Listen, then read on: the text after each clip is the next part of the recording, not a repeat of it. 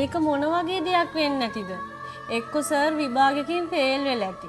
එහෙමත් නැත්නම් සර් ලොකු ණය කන්දරාවක හිර වෙලා ඇති. එහෙමත් නැත්නම් සර් යාළුවෙල ඉන්න ගෑනු ළමයි සර් දාලා ගියාවත්ද? සර්ලගේ ඔය වයසට තියෙන්නේ ඔය වගේ ප්‍රශ්න තමයි. අනේ මට ගෑනු ළමෙක් හිටියා. මගේ යාගේ සම්බන්ධයට අවුරුදු 7ක් වුණා. එයා වෙන කෙනෙක් එක්ක ඉන්න බලන් ඉන්න මට බැරි වුණා. එයා වෙන කෙනෙක් එක්ක ඉන්නව දැක්කහම මට මැරෙන්න හිතුණා අක්කේ. සර්, ඔයා මොන වගේ මිනිස්සෙක්ද? එයා ඔයාට බොරු කරා කියලා මැරෙන්න ඕනද සර්?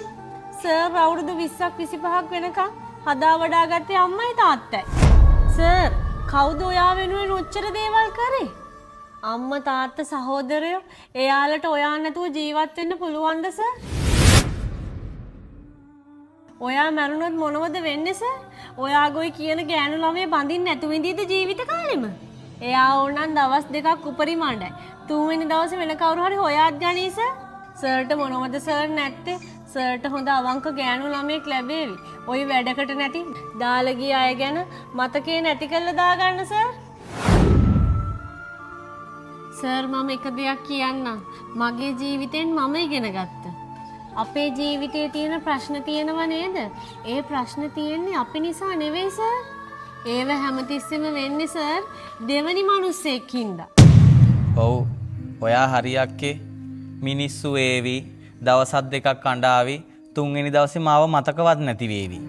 ඒත් කවුද අක්කේ මං වෙනුවෙන් මුළු ජීවිත කාලෙම අඬන්නේ? මගේ අම්මලා තාත්තලා මගේ සහෝදරයෝ විතරයි. වෙන කවුරුත් මං වෙනුවෙන් මුළු ජීවිත කාලෙම අඬන එකක් නෑ. අන්න හරි සර්. මීට පස්සේ සර්ට දෙයක් කරන්න ඕන නම් සර්ගේ පවුල ඇය වෙනුවෙන් කරන්න. සර්, මිනිස්සෙක් මැරුණට පස්සේ එයා දන්නේ නැහැ මේ ලෝකෙ මිනිස්සු එයා වෙනුවෙන් මොනවද කරන්න කියලා.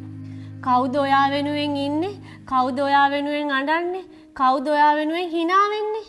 අඩුම ගානේ කාටද සර්ව මතක් වෙන්නේ කියලාවත් දන්නේ නැහැ සර්. අනේ අක්කේ ඔයාට ගොඩක් පිං.